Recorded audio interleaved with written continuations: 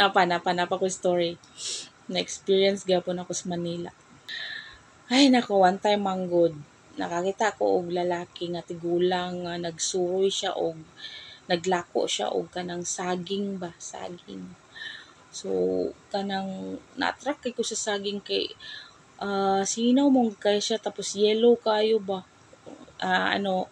lakatan to siya nga saging lakatan. So um anak ko kumaulaw man ko og tanaw kuan kung magtinagalog ko ba kay basig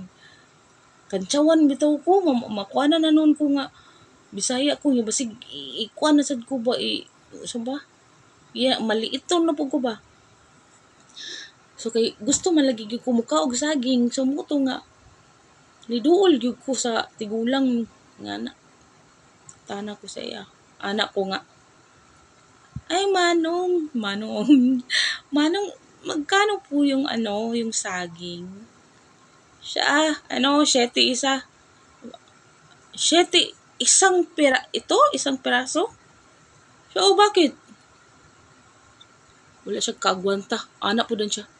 o bakit day wala man kasi inyong probinsya iko wala ka kuya Bisaya day yapon ka kuya Bisaya uy sus ay kumpiyansa diri day halos mga tindira gay diri mga Bisaya gyapon ko ay hala ka mao ba kuya kay kuan manggud uy kanang karon pa mao ko nakaani og Manila uy ay daghan na kay mga Bisaya diri day mga tindira ayaw kumpiyansa Tagalog pa pangutan-an na nga pagbinisaya lang kay pumutubag na sa imuha og Bisaya o di Bisaya di ba so kung Tagalog gyud na siya dili gyud na siya kasabot so maningkamot na lang gyud ka nga magtinagalog ka kung unfair kay kuya ba kita mga Bisaya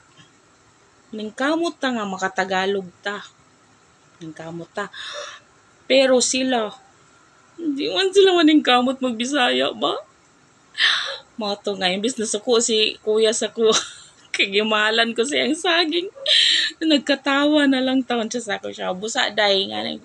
siya palit pa ka saging mahal man kay kuya uy nga mahal gyud diri day wa gyud barato diri day kay Manila man ni naulaw kay ko sige lang kuya sa sunod na lang hay pastilan grabe nga experience